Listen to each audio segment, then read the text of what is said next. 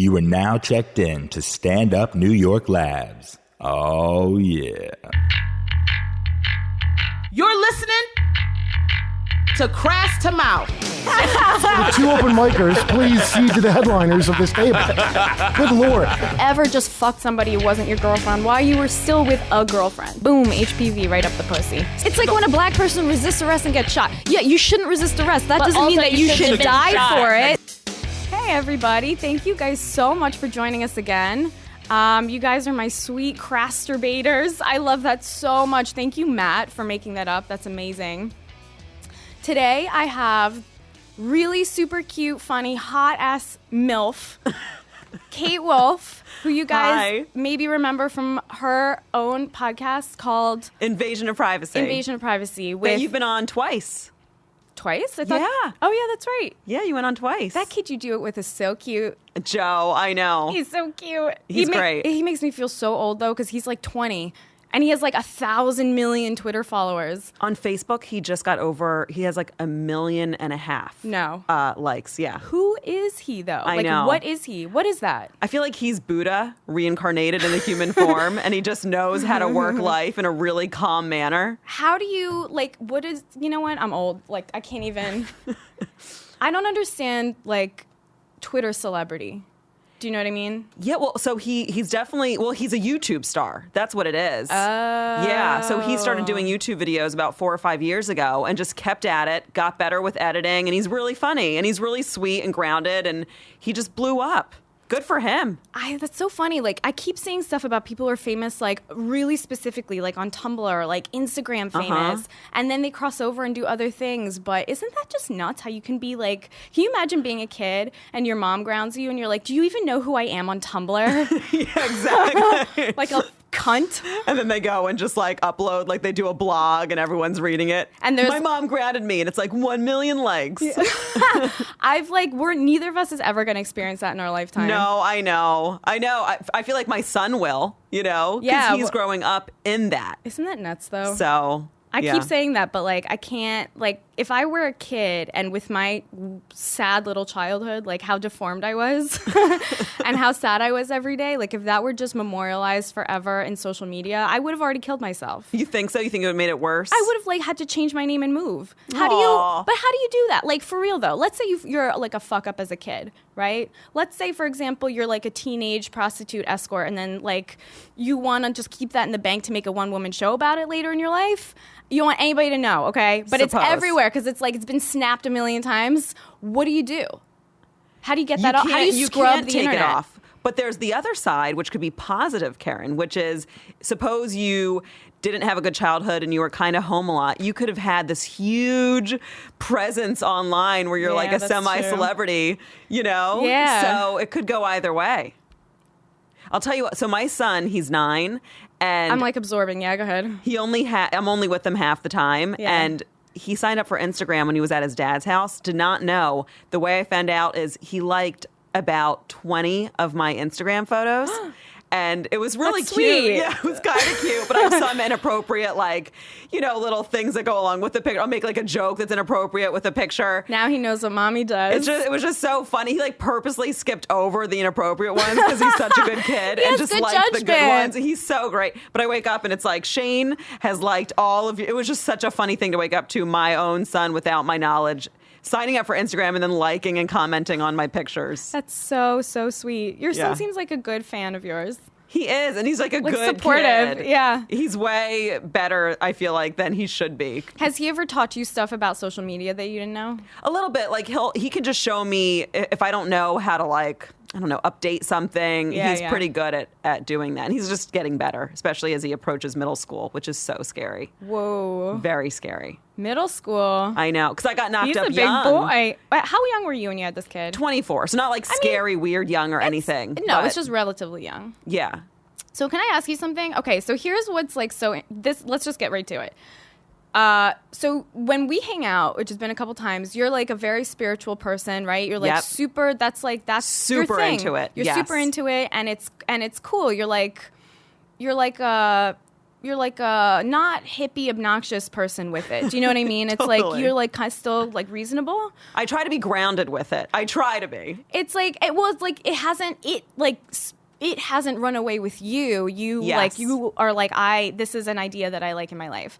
But here's the thing. When we had Conspiracy Dave on, who I love, he's like an infuriating, sweet person. And I'm good friends with Dave as well. I mean, I love him. I find him so charming. I know like people have tweeted at me that they found him infuriating and oh my God, that guy's so dumb. But like, I don't think he's a dumb guy. He's not. And he's not. He's a really good guy. He's nice. He's a sweetheart, too. And, like, a lot of people don't know that maybe from his internet presence. Yeah. Or is it, what we call it, is that old? His oh my internet God. presence. But, no, but you know what I mean? When you listen to him on podcasts, because he's talking about very heavy conspiracies. Yeah. Like Sandy Hook was a conspiracy is one of his things.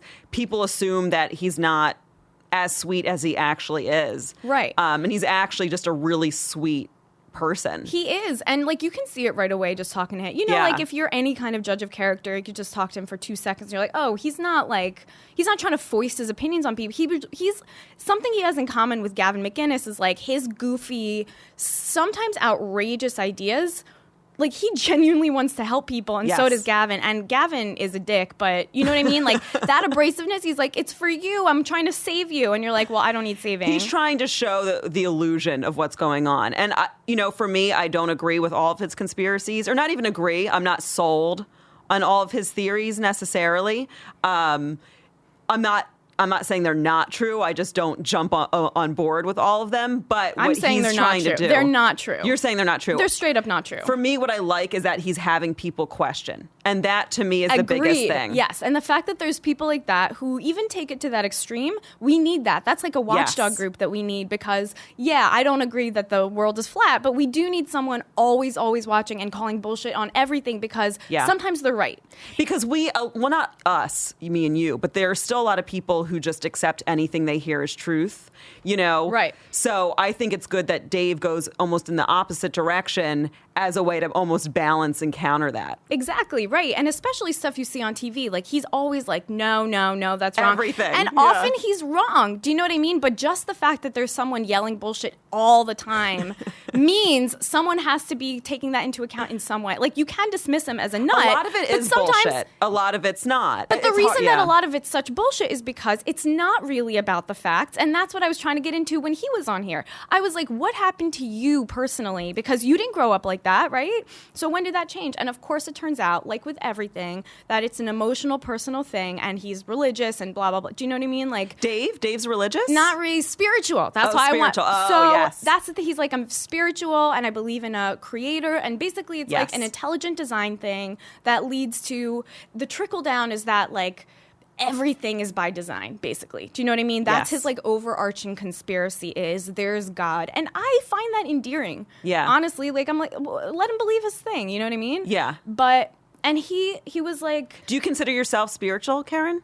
Here's really what I wanted to ask you. What does that mean? What does that mean? You know, it's so funny because you texted me, you're like, I want to talk about the spiritual stuff. And I was picking out what shirt to wear and I chose one cleavagey. A boob shirt. Because nothing says spiritual like titties. But I was thinking, I was like, if asked that question, what would I say spiritual is? And it's so funny. But I'm not being a dick. I genuinely don't know what that means. I was even thinking about it, like, what does it mean? And I've actually gone, not today, I've gone on like dictionary.com. Did you wiki this? I didn't today because it'll say it on there. But I still, for me, what does spiritual mean for me? I guess it means something bigger than just this physical dimension or just being a human. You know what I mean? Like for me, I do believe in quote unquote God, but not like a dude with a beard sitting on a throne being like, you are allowed in. No, not you. God's not like, Game of Thrones to you? Yeah,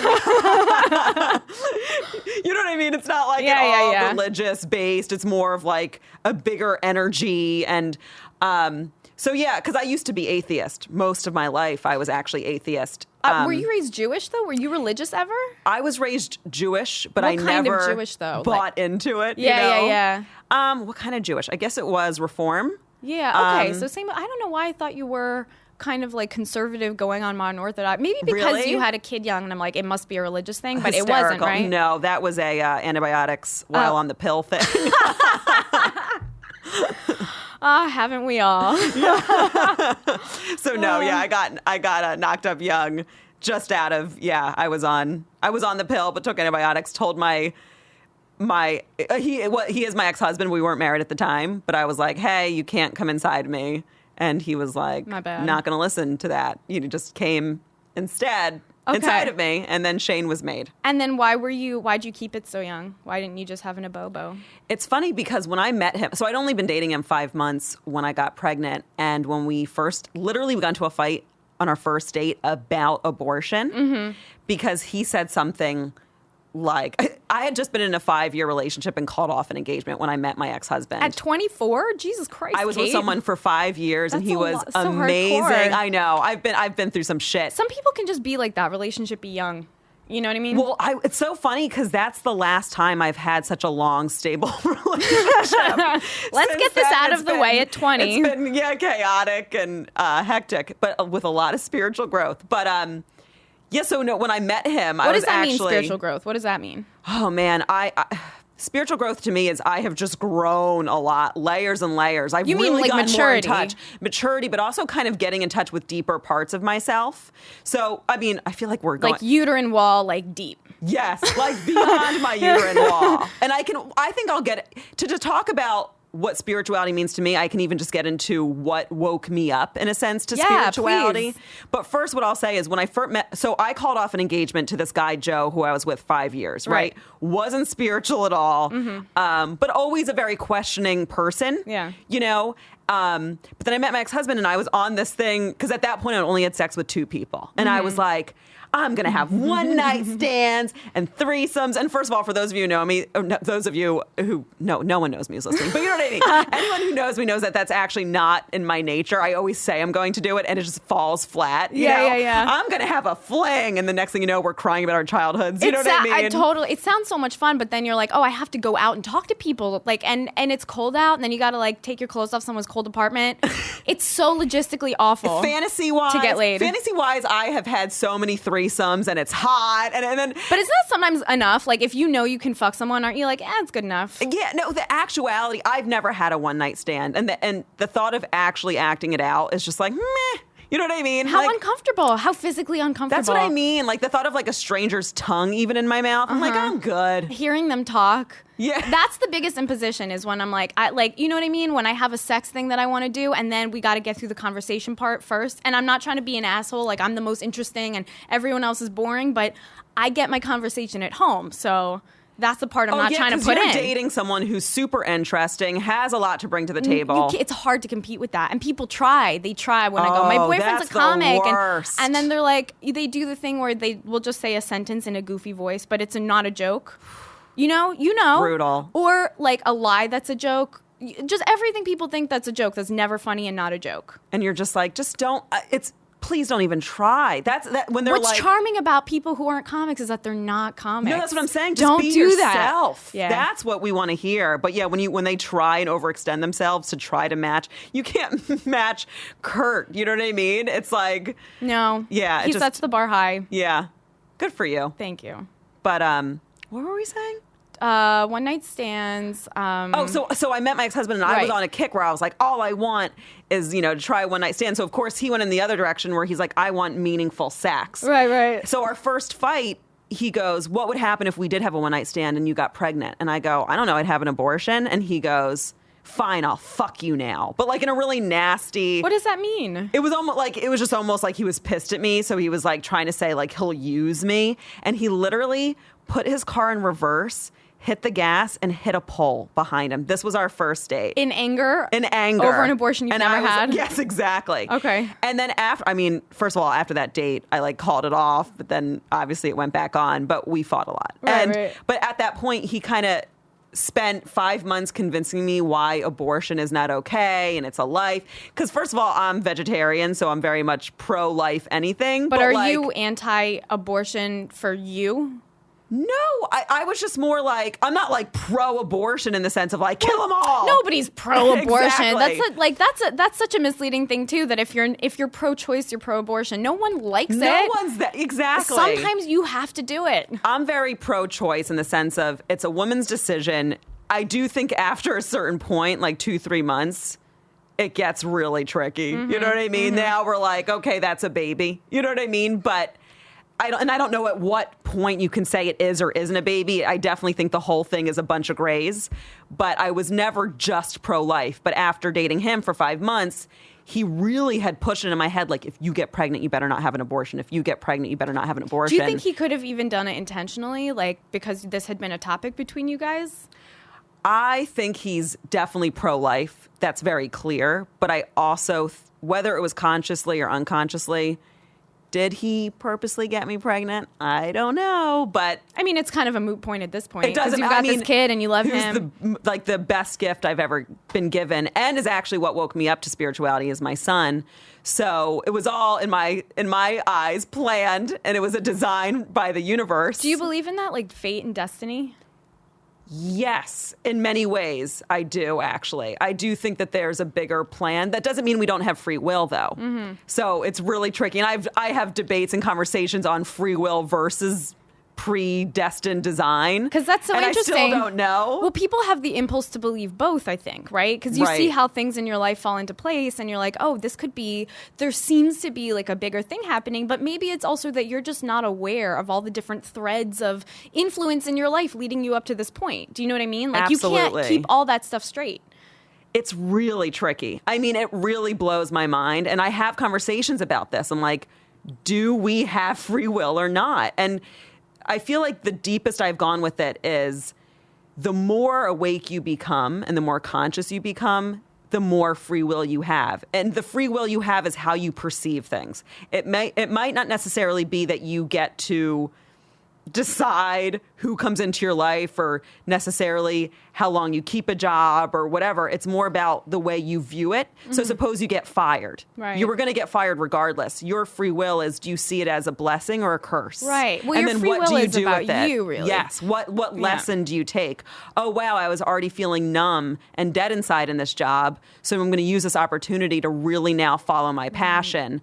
To me, it's like the older I get, the more I realize that people are a certain way and how people act is so much a part of who they are that they're not always choosing it. Do you know what I mean? Like when people react to me, like I've almost stopped blaming people for their reactions because I've realized that so much of what I do is compulsion. Do you know what I mean? Like for or against, where I'm like, if I don't do something, it's because I wasn't going to do it. And if I do, it's because I was going to do it anyway. Do you know what I mean? And it's not even like that I push through. Yeah. So it's, to me, the free will is how much do you acknowledge and go along with your nature and how much do you fight it consciously to be otherwise. Well, that's kind of exactly what I'm saying, in the sense of up to a point, you don't have free will in a sense. It's what you're saying. You almost, because we're animals, right? Like how much are you like your parents? You know what I mean? You could see so many similarities and other people can see even more similarities than you because they're third parties. You know what I mean? And that's, to me, a lack of free will. I'm so much like my mom. It's the fact that we're animals. So how much control does a wolf have? If it's in danger and it starts snarling, it's reacting. That's, you know what I mean? So it's like, and a wolf is a particular design. That is a design that's going to react in a wolf-like way. So, and humans are so complicated because we're animals and we're in the human design that has basic innate needs, but then we're also conscious growing machines. We can evolve past our animalistic nature. Right. So I think free will has to do with how much we can ride our reactions and not necessarily surpass them because you include them. Thick reactions. Do you know what I mean? So suppose there's something that triggers you into anger, and that's real. Like for me, it's truck drivers. What do you mean? Like all of them? If I'm driving and a truck driver either makes like a really lewd, gross gesture at me or cuts me off, there's something about these masculine, rapey truck drivers. Not all truck drivers are rapey, but I'm talking about the fucking rapey ones. The rapey part also is how they can just look directly down into your car and see all your shit going on. You can't pick your nose in private on the highway. And like, they're in these big things that can overpower you. And then they have, not all of them, but there's this menacing, it's like the same feeling of getting catcalled by a group of guys. Yeah. It's that thing that just powerlessness. pisses me off. Yeah, it's horrible. And also the truck is like a giant wiener. Like it's like a dick. A huge dick. And I'm like, my car is small. You know what I mean? If we're going dick to dick, I lose. Well, that's what triggers me. But it's not it's the truck driver thing, but it's that getting overpowered by masculine energy for me is what triggers me. So that's going to make me hot, angry. Like I have had visceral fights with truck drivers where have you? Yes, where they're like, they almost are surprised when they see who I am, this like little girl, and I'm like, I will fucking eat your splash, motherfucker. And they're like, what? Who is this? But like, I am learning, not just with anger, but in other ways. I have not mastered it yet, but to allow myself, it's called riding the wave of transference, where you have the reaction, and as best as you can, you sit with it and you go, it's not that person, it's what that person is bringing out in me. This was already in me.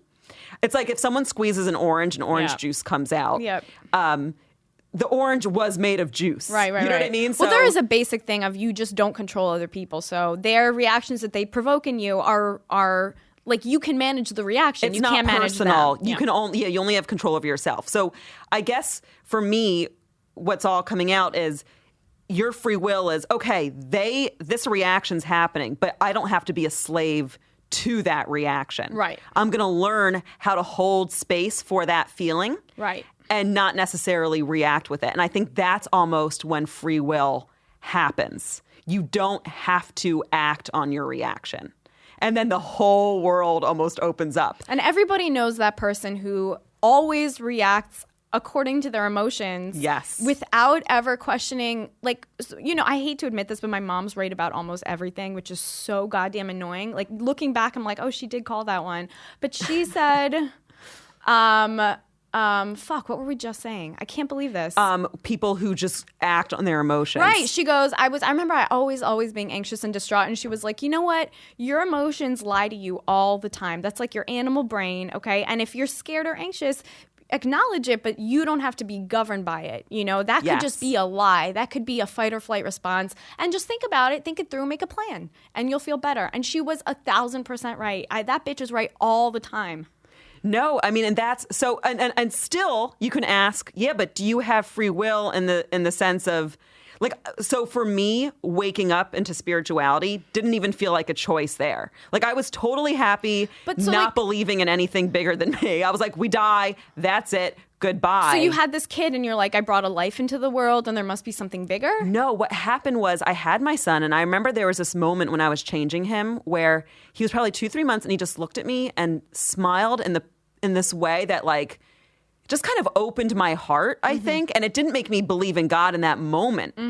But I think I was it did something to me, though, where I was like, wow, that's pure love and intimacy and connection. And I think I slowly started opening. And then I had my divorce, which rocked my whole world, because up until then, I had a, kind of messed up childhood. And the way I escaped it was a fantasy world of, one day I'm going to get married and it's going to save me and I'm going to be fixed. I'm going to have this happiness. So when it didn't work out for me and everything kind of came crashing down, they call it a shattering in the spiritual school I'm in. Everything shattered. What's the spiritual school that you're in? It's called a Society of Souls, which sounds really creepy, but it's an amazing school. It's so Harry Potter of you. It is, I know. We can get into the spiritual school, but they call it a shattering. Okay. And because my whole world, the illusion, which Dave's trying to do to everyone, he's trying to shatter people's illusions, which is beautiful. So it kind of shattered my world, because everything that I thought that was going to save me didn't.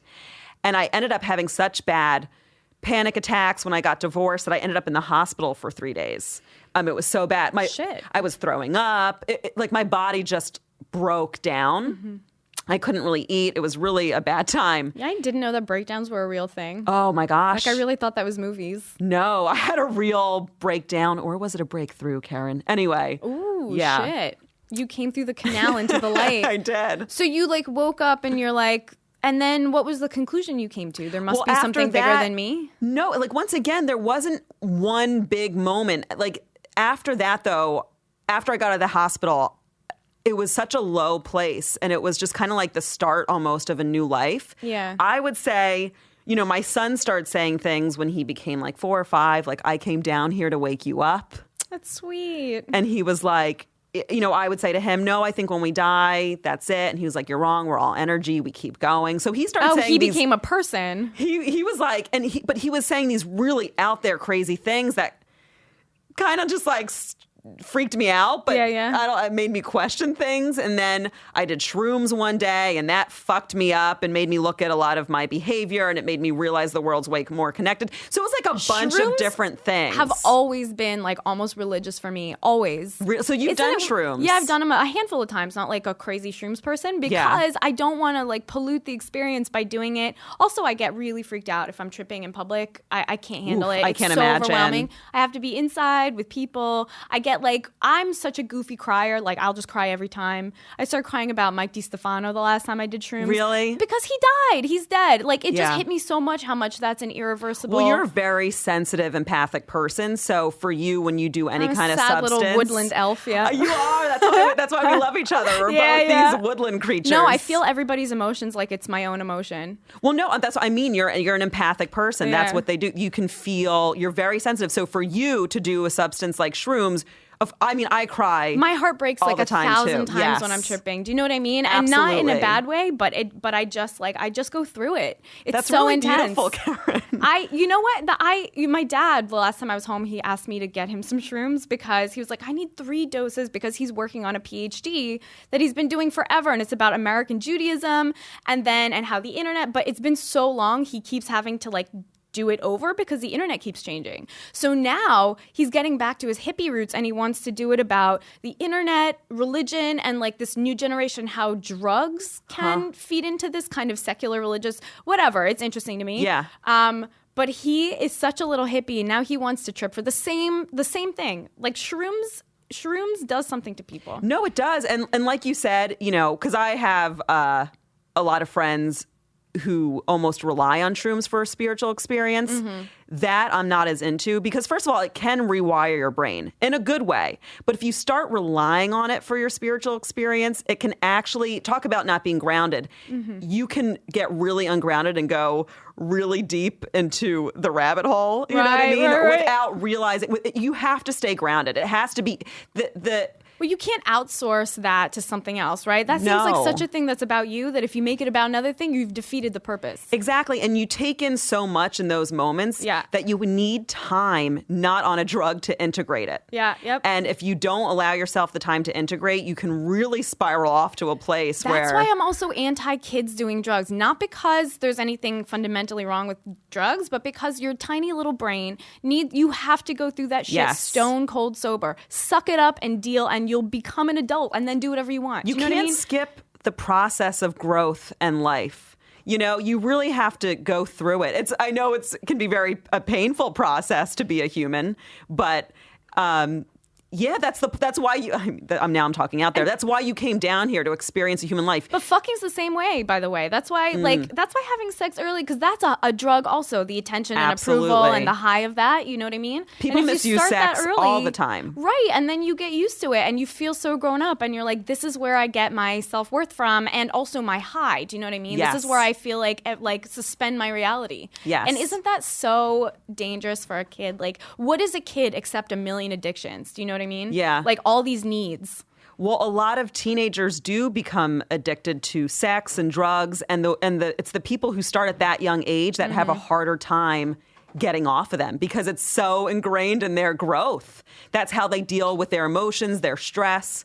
So, and it's it really ingrained can affect in us too to make everything outside of us part of in us. Do you know what I mean? Like this computer is an extension of my fingers and my brain. Do you know what I mean? And absolutely. Like you're an extension of me. I see it. Not like it doesn't work the other way around, but do you know what I mean? Like we're of the same spark or whatever. It's funny because what you're tapping into is like, well, you are a very actually tapped in spiritual person, whether or not you'd call yourself that, because basically also spirituality talks about it's really from the inside out. Yeah. Everyone thinks that they're a victim to their external world, but it's actually the other way where you're not a victim. Everything that you're experiencing in the external is a reflection of your internal world, your inner world.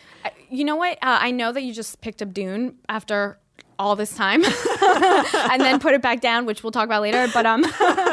But Dune is like a must read. It's like, for just being a human being, it's got to be required reading. And also, I've said this a million times, Stranger in a Strange Land, you have to read that also, because I can't recap. Like, everyone must hate me for bring this up all the time, but that is such a also visceral, like, things that you already knew are being presented to you again kind of book, and like a really cool story form. I love it in story form, and it's so beautifully written. And honestly, this is so corny, but what the book taught me, like, even for like stand up and writing and everything, is that when you do stuff like that, it's kind of about you, because you're like, listen to me talk, but it's really about the people you're talking to, and loving them. Yes. Isn't that the corniest? But it's true. No, it's so true. Like, when you're on stage and you're talking to people and you are distraught and you're thinking about yourself, they don't like you. Like, they sense that you're about you and not them. Yes. But when you come to them and, like, you just love them, you look at, and you're like, I don't even know you, but I love you, and let's have a good time. People feel that. Yeah. And that's what that is. And then it doesn't even matter punchlines or anything, actually. Not that it doesn't matter, but really the deepest thing is giving them that love. And then your humor almost kind of flows like out of you. Does that make sense? I never thought I'd be a person who said such a corny thing like that. But it's just the truth, isn't it? Well, that's because I'm also a stand-up, and that's exactly how I feel as I get up, and I love the audience. You know, I'm like, this is a back and forth between us. And you have to choose that too, to look another person in the eye and be like, I love you. And I know that is the craziest thing. And somebody wrote in to the show and was like, and I had written them back, and they go, why do you seem like a nice person? I thought people who lived in New York were so jaded and cunty. And I'm sorry if I forget the name, but I'm shouting you out.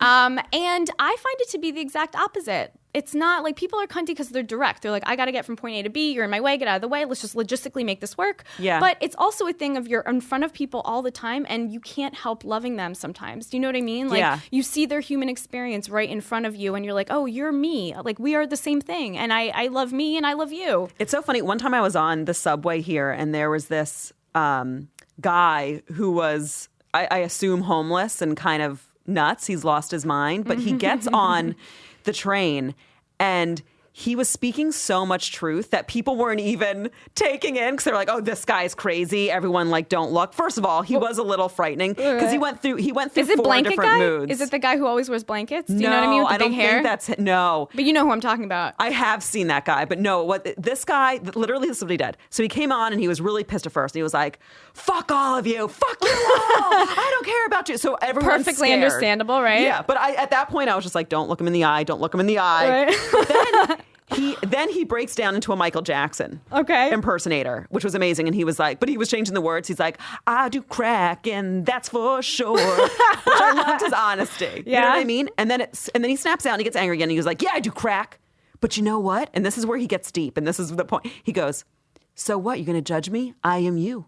You are me. We are all one. And you don't see that. You don't see me and see yourselves, do you? You think, oh, I'll never be like that, but I am you. And I was like, oh my God, he is amazing. And that's like a one-man show that's worth seeing. It was amazing. I was like, you guys, you need to listen because we are him. I was like, he is right.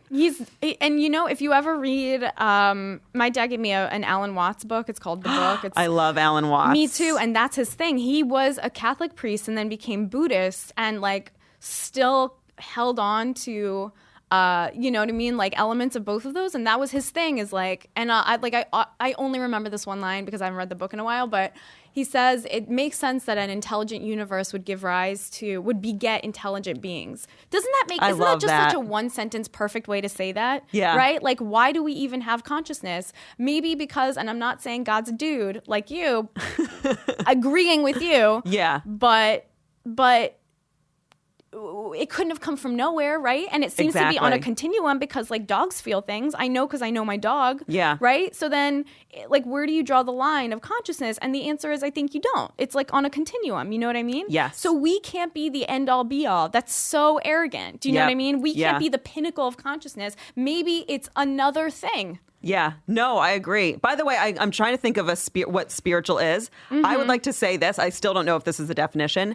I see everything in terms of energy. I believe that everything is a vibrational frequency. That's what you and Conspiracy Dave have in common. So do you not believe that? I don't, well, he goes, you're operating on a low vibration frequency of fear. And I'm like. He said you are?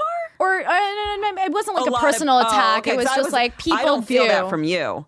Well, I don't feel vibrating, but he was like, or like when I do, it's very much on purpose to have a good time. But, like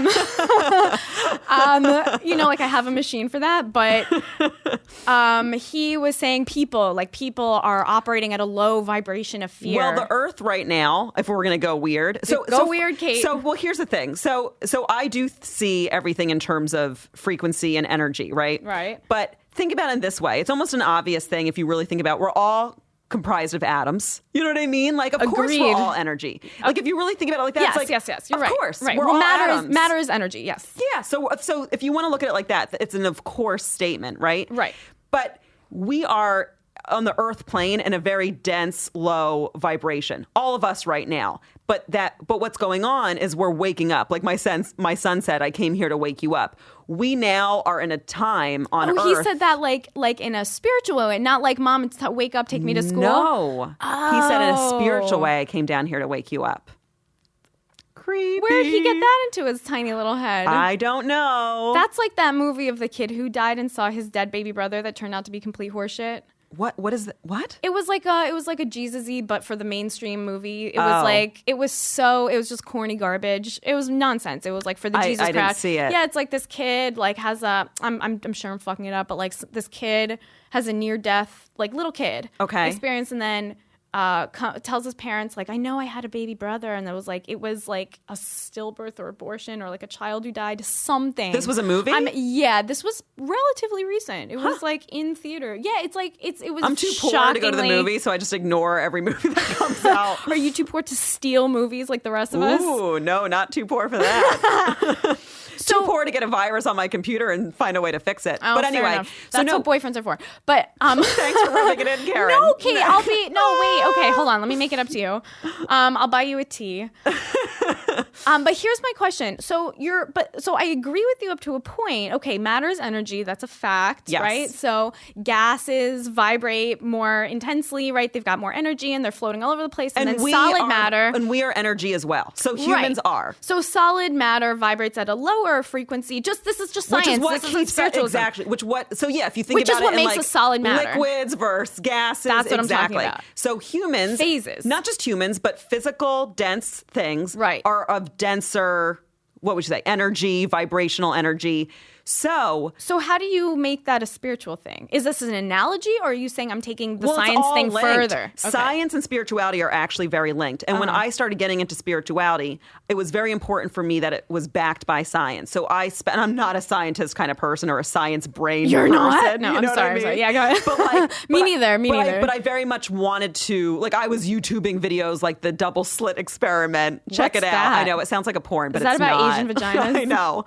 It's not. Look it out. It's really fast. You would love it. It's fascinating. Double slit the double phenomenon slit or what experiment. Is it? Experiment on YouTube. Okay. And but it was very important for me to look and make sure that science could also back the crazier stuff up that I was reading. And it did. And so essentially what's going on though is that humans, the energy on Earth is actually, we have how would I say it, access to now higher frequencies. So it's been very dense. What does that mean though? Like mentally or emotionally? Spiritually. On the spiritual level, we are able to by virtue of consciousness or something? Consciousness. By virtue of consciousness, we are able, and the ways that people have been tapping into it in the past on not necessarily a group masses level was like yogis. Like yogis through meditation and really training the mind to silence the thought and get in touch with their hearts and things like that. Yeah. That's often how you can raise your frequency. But what's going on on Earth, and it happened in 2012 when people thought the end of the world was happening. It was actually the end of a type of consciousness, the more denser consciousness where the energies were actually raising. And we have the ability to tap into those things if we choose. So, okay. So you said that was the end of a certain kind of consciousness. So does that mean in the whole world? The end on of Earth? That? Yeah. Yes, but because that there doesn't mean seems to be everyone's backwards pieces of shit everywhere you look. Well, what's happening? So when that happens, people can go in two directions. They can go in a more fear-based, closing off to it, and then it's going to almost be worse for them. You know, they're like, because they'll get frightened. They'll feel an awakening within them and go, nah, fuck this. I do not feel. Because to wake up, you have to face a lot of your inner demons that we all have, by the way.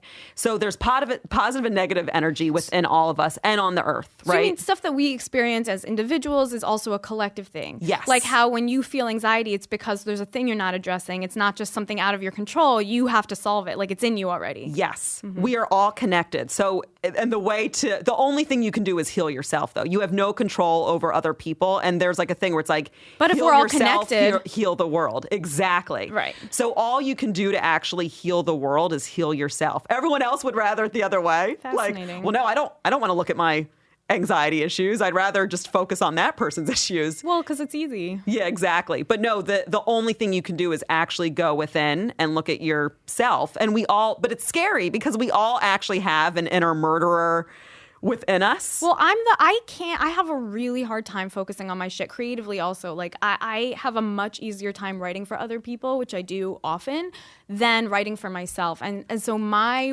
own, like, and it's really makes me sad sometimes, you know what I mean? Like I carry this around of like this need to express myself, but then almost stifling it. Do you know what I mean? Absolutely. And instead directing it towards other people where the stakes are lower. It's easier it's not me. for you. I mean, I don't want to jump to conclusions, but this is me doing my empathic thing. Just for people listening, you've tarot'd me like 2 times, and each time I'm like, this is bullshit, and then you like speak to me, my soul, and I'm like, okay, go on. I think it's easier for you to give to others. Like it's like a default for you, like as a way to avoid yourself. Sure. But it's also because you are genuinely a very beautiful, giving person. That's not just all bullshit. You know what I mean? It's not like you're doing it to like run from your evil or something. But it is a way to avoid, I think, some pain and anger from either childhood or who knows what it is. Isn't success scarier than failure sometimes? Because 100%. I know what failure feels like. Do you know what I mean? Success is what scares me. That's we the get unknown. Used to, exactly. Even if we're used to bullshit, we'd rather stay in that shit. It's the devil, you know. Yes. Yeah, I'm like, at least I'm comfortable with this, even though I hate it. Do you know what I mean? The unknown is so much more terrifying, even if it's filled with so many positive things that actually would feel better for us. That's why I've had 12 abortions. No. Didn't know that. It's what I know. No. I haven't. You know, though, but like, I have never had an abortion, but I'm getting to an age where I almost can't justify it. Like, I'm not. How old are you? I'm 29. So it's like, and I'm not a big fan of kids. And I'm also not really I guess Kurt does well enough that if I got knocked up and wanted to keep it, we could do that. But like my apartment's gross. I have this crazy dog and I smoke a lot of weed. Like I'm not a person who should have kids right now. Do you know what I mean? Yeah. But there is a thing about a 29-year-old having an abortion where people are like, just like, how many more chances do you think you're going to get? Do you know what I mean? At a certain age, isn't it like you kind of should just grow up and do it? Who knows? I mean, right? Who knows? Because some people never want to have kids. And that's how God forbid I get knocked. God forbid I have to make a choice like that. Yeah, so I don't know. Like, that's such a hard, like, because a lot of people would be like, yeah, at one age, you just got to have it. And for me, I'm like, but you don't know. I think it depends on the person. Yeah. Like I said. Because Kurt doesn't care. He's like, if you want a kid, we'll have a kid. If you don't want a kid, I'm happy never having a kid, which is great. That's something that, I had a friend who got pregnant and she had the baby, but she actually made the appointment to have an abortion and then canceled it. Shit. And she was asking me, and I know some other close friends, for our opinions. And my opinion was, you are the only one who can decide what to do. Oh, yeah. The opinion would be disregard my opinion. Yeah, because seriously, because it's like, if I say to you, have an abortion, no, like, or keep it. Like, it's like you have to really stand behind that. You can't outsource a decision like that. You'll hate yourself forever. No, it has to. She really had to listen to herself, and she kept it. And she goes through a lot of rough times. Yeah. She doesn't regret it. But once again, that it could only come from her. But that's, the abortion's like a big example. But honestly, that's really most of life. We ask everyone else for their opinion when really your intuition and your soul already knows what to do. But that's what spiritualism seems to be to me. It's like getting in touch with the shit you knew already. That's why a book like Dune or Stranger in a Strange Land, my 2 all-time favorite books of all time, that's why they are my favorites. Do you know what I mean? Yes. Not because I did learn stuff about reality from these fictional books, but it's also stuff that I knew. It was so intuitive when I read these. You know what I mean? Yes. All this stuff about how people are and what's important and how, like, the nature of life and the things around you is not a shock when you, like, start to think about it. No, when I read a little bit of the Dune, that's what I noticed about it. That The it was Dune. the Dune. No, but it Isn't it the resonated. best? That's how you know. Because see, that's the difference between spirituality and religion. Religion gives you rules. I'm not into rules. I'm into finding your own truth. What It's like a system of resonates with beliefs you. for you, and not a prescriptive thing of I have to do X, Y, and Z. No, it's really about uncovering what's true for you and what feels right. And I think, so if we want to talk about energy, I think we all have a soul song, right? That makes up who we are. What is that, like your specific frequency, like on a radio? Yes, like Okay. your specific frequency. And we're born in a way where we are told certain notes are good and certain notes are quote unquote bad. Oh, don't sing those notes, So you mean like dissonance that we feel inside is a conflict of those things? Yeah, where it's like, as kids, I think we are just singing our songs. We are just like, this is who I am. I'm going to pick my nose and eat it. I'm going to punch this kid in the face. It's like, we're just ourselves. Aren't they delightful, children? And then we're told, no, that note's okay, but that one's not. Yeah, And we right. start suppressing certain things and or we have a parent who could be really abusive. And in that case, we suppress our rage, because we want to fight back. But if we do, we'll get punished. You know what? Thank God we live here. When I worked with, I know so many people, American people, who I worked with foreigners for 5 years, and it was a great experience. But working with people who are not from here, who are directly from another place coming to here, taught me how fucking lucky we are to be here. A place where you're allowed to be yourself. Yes, I know we have these issues, and they are coming to the forefront now, and there's trans issues and black issues and Muslim issues and everything. But they're issues. Like, they're not silent. Do you know what I mean? That's part of the beauty here. The fact that you freedom. see those Yes. And that, like, people will go, well, Europe has the right idea. No, Europe doesn't have all the right ideas. We are in the forefront of good ideas. Do you know what I mean? In terms of individual liberty. I don't know enough to see, you know what I mean? Like, I feel like I haven't traveled the world enough. I feel like Switzerland in my mind is just amazing. Who the hell knows? Maybe I've never been. Switzerland's amazing. But here's the thing. But, like, in France, for example, when they had the Charlie Hebdo attacks, and it came to light that their free speech laws are really like, they don't have free speech how we do. You can't talk shit about a person there without getting sued. Really? You can talk about a belief system or ideas. Like, you can attack religion, stuff like that. But if you talk about a person, they can sue you for, like, slander, defamation, or something, even if what you're saying is true. Wow. That's not freedom. What we have is freedom with all the warts and everything. Yeah, no, I mean, I definitely feel... Listen, I still feel the limits of being a U.S. citizen in many ways, Sure. Well, citizenship comes with its restrictions. Yeah, well, but I mean, like, I also see very much, like, a lot of people working the typical 9 to 5, but I'm not saying that they're not even victim to the government. The government is actually, once again, just another symptom of the bigger thing of all of us. You think the government's a bad thing? No, what I'm saying is a lot of times people will pin, like, us versus the government.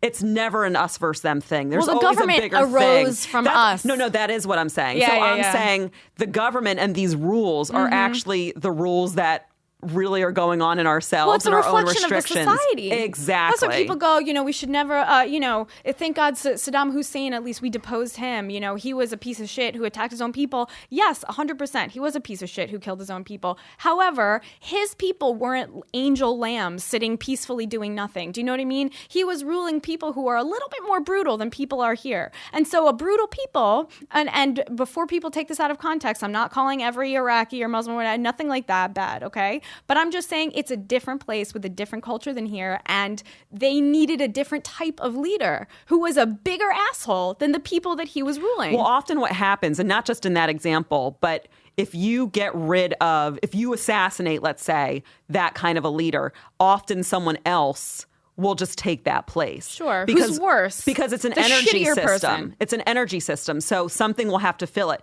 In order for a leader to change or to get a different leader, the people would have to face themselves, heal, and then they would elect a different leader. Even there would be a whole new system in place. And that's what I think. That's why it's like the government, it's not us versus them. We have that kind of government, or we have the kind of government we do because of it's a reflection of what's going on with us right now. So you're saying heal thyself, change yourself first, the rest will come. And what I was saying about the soul song thing is they call it the shadow self. The shadow side is just those notes that you have suppressed and you are now almost unconscious of. Do you see as a comic that your role of bringing those things into harmony, your very inner self and the surface self? Because isn't that all that is? Isn't that whatever is funny is just true? It's like a kind of truth. Do you know what I mean? No, absolutely. I feel like I'm a little confused what you're asking. I wanted to go with it, but I was like, maybe I have I've been stoned for a week straight from 2 weeks ago. So no, I like where you're going. I just want to make sure I answer it. So you're saying there's a soul shadow self of our true impulses, and then there's who we are publicly. Is that what you're saying? No, it's kind of. It's like because maybe I think I misunderstood.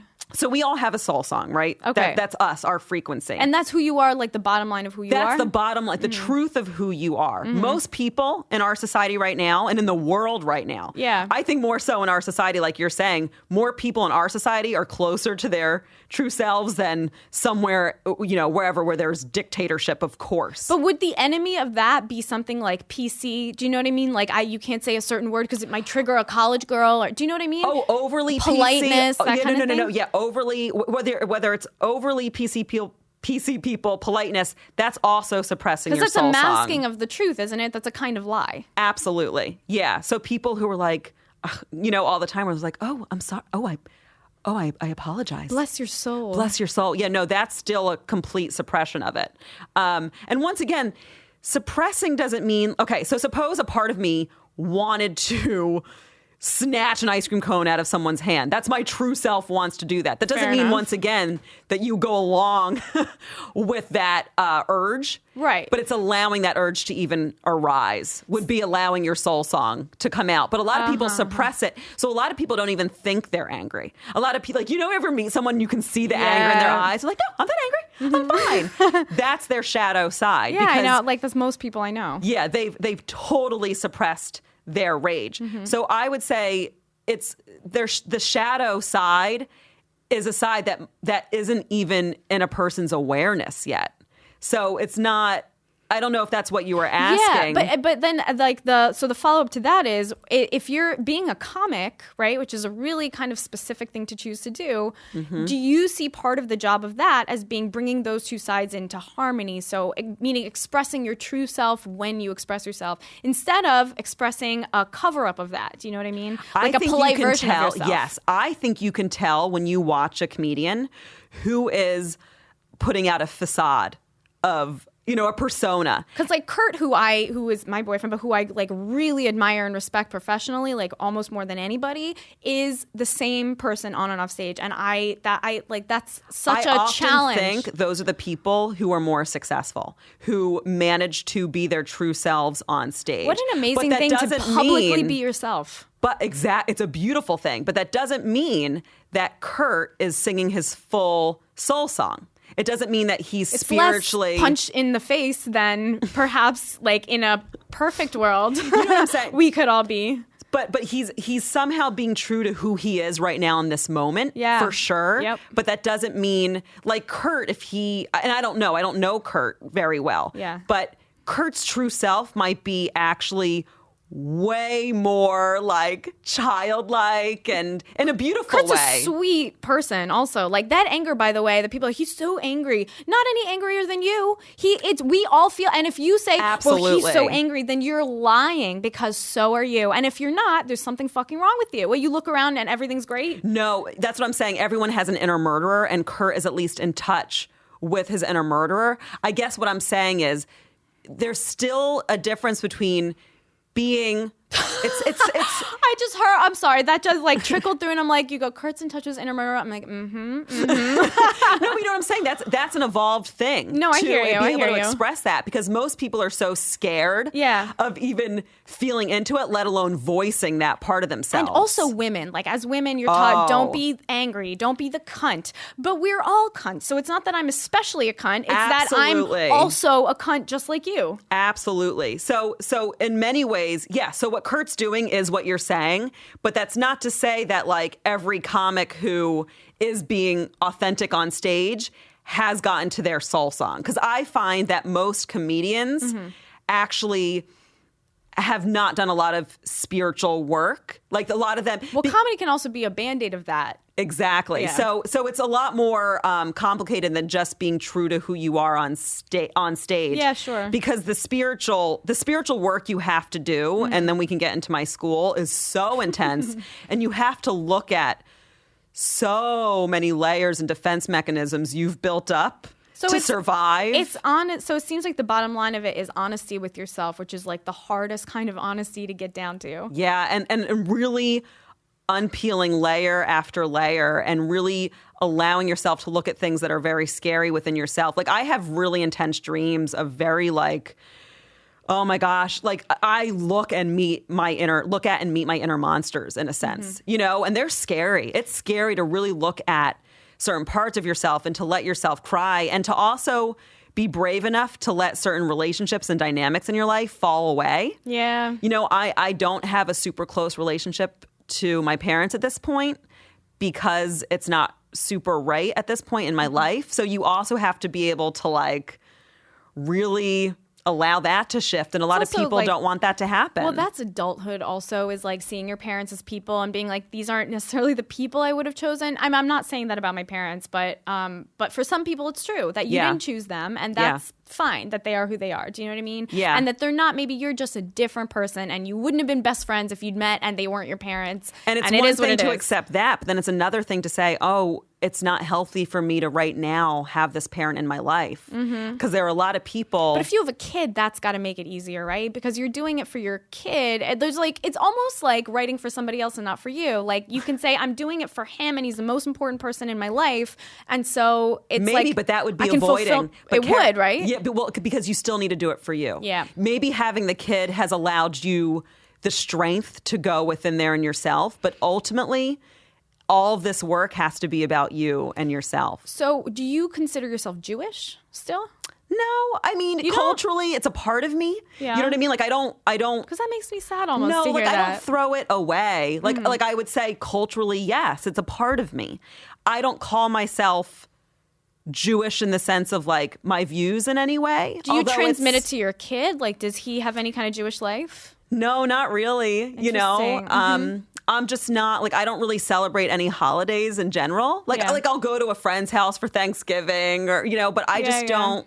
But my spiritual school, we study ancient wisdom of Kabbalah, which is just so happens to be Jewish, you know? So in many ways, It is like the kookiest part of Judaism also. I know, it's right? like the nut part of it. Well, we go into the tree of life, which is sacred geometry of like, it's basically you're studying the energy system of the universe, which is fucking insane and amazing. So would you say that's like okay, so if you talk to Conspiracy Dave, I love that you call him Conspiracy Dave. I love him. He's like a South Park character to me. You know what I mean? He's like almost like he was cut out of cardboard. He's so sweet.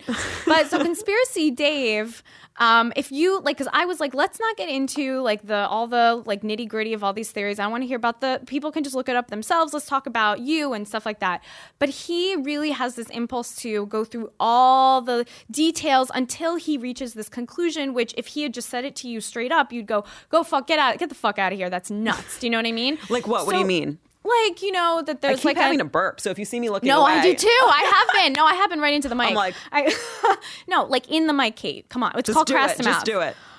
But like his creator thing, which is super goofy, and like it is like, oh no, there's like a cabal of people who run the planet, and that's the crazy part, and it comes down to aliens and energies. I believe in aliens. The Mossad. Well, I believe in that they exist. Life other places, but I'm not saying that they control us here. You know, that's a little crazy to me. But my point is, like, he doesn't want to get to that before he's gotten through the other shit, because you have to be held, you know, your hand has to be held throughout the thing. So you go, okay, I accept this, I accept this, I accept this. So it's easier to swallow this conclusion. Do you know what I mean? So do you have a thing like that that's like a bottom line that sounds crazy to an uninitiated person, but you're like, no, you just have to understand the premises behind this? I might. Like, what's the nuttiest thing that, like... The nuttiest thing I believe. Yeah, that you truly believe, and you're like, well, I know people are going to have a hard time with this. Well, okay, so let's see. I believe that we are the universe in a sense. That, like, your inner world is your universe. So with that being what I believe and what I feel is true... That doesn't seem that crazy. Yeah. That seems, like, reasonable to me. Well, think about it. It's the you perceive. You are the observer. That's... If you look at the double slit experiment, it kind of gets into that. Yeah. That it's all about your observation that creates your world. Well, Alan Watts said each living thing, or person, I guess, because we're conscious, is an aperture through which the universe views itself. Exactly. Isn't that brilliant? And that's exactly what I'm saying. He puts it obviously in a much more beautiful No, it's like way. mind-blowingly amazing. I love him. He's phenomenal. But with that, you know, being said, because you are the universe, everything is an extension of you. So I do believe in aliens, and I do believe that not only do I believe that they're out there, but I believe that there are some that are super intelligent and have evolved way past our consciousness and do have connection to Earth and Earthlings. Oh my God. Not that they're controlling us, though. Kate, read Stranger in a Strange Land. Please, it's exactly that. Okay, promise? I promise. Pinky swear? I promise. Do Pinky. it right now. Got it. She did it. Okay.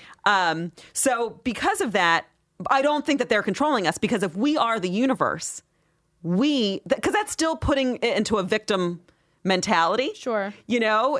So even though I do feel like there is a bigger design, we are still the universe. I'm still trying to make sense of where, you know, it comes back to the free will thing. It's like, so wait, are we victims of God or are we not? But we are God. So in a sense, we're victim to ourselves. It's really confusing. You have to read Stranger in a Strange Land. He goes around to people and he goes, "Thou art God." And people are like, what the fuck is that? But then they start saying it to each other. It's so great. But see, that's where you differ from Conspiracy Dave, because your thing is a little bit opposite. Do you know what I mean? Like his thing, like your bottom line is a thing that's very reasonable, I feel, that I can swallow easily. You know, that you are the universe. Like I get that. And and it makes sense to me.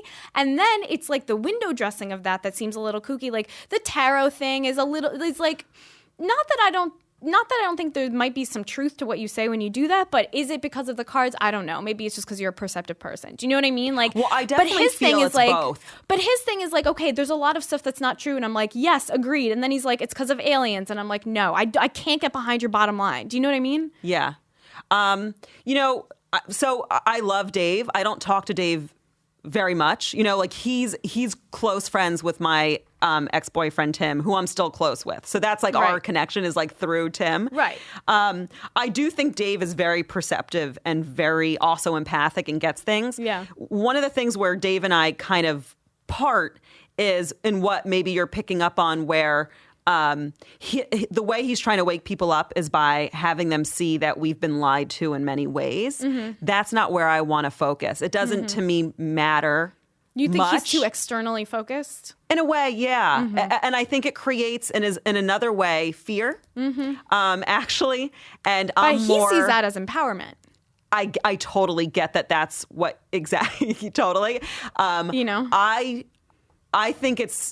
I think that what he is trying to do is empower people. I think there's a more effective way to empower people, which is like what I'm saying. Once you realize that you are the universe, yes, already it's so much more powerful. And I do believe that we are all actually powerful beings, right? Much more powerful than we realize. And as Tim would say, the biggest conspiracy of all is the potential of the human design, is that we don't realize that we are in this amazing... The human body is a design, and we are able to evolve our consciousness. So that, to me, would be the conspiracy, is what I'm saying, that we are the universe. You can evolve. It's all in your perception. So, well, you guys heard it here from Kate Wolff. You're God. I'm God. Shelby's God. We're all God. We're all God. That's why it's also important. Like, a lot of people, when they're waking up spiritually, they're like, oh my God, I'm God. And they almost get a God complex where it's like, well, yes and no. You are. But you that and the doesn't rest make of you us better. too. Right, yeah, right. Exactly. We're all amazing, divine beings that have kind of, quote unquote, fallen asleep because we're in this very dense reality. There's the veil. Well, That's there what you are call the the physical Matrix. burdens of reality. I have to eat. Yes. I have to make money. I have to sleep. I have to fulfill myself somehow, professionally and creatively. I have to do those things, and that's a physical. It's very easy to get caught up in the trappings of that. And when you're stuck in the trappings of that, it's almost impossible to evolve your consciousness, which is, and that's what. But that's a free will thing, isn't it? You choose to do it or not do it. Yeah, well, maybe yes and no, because some people really think that they have to be trapped in that grind and that routine and that there's no way out of that. Like, Yeah.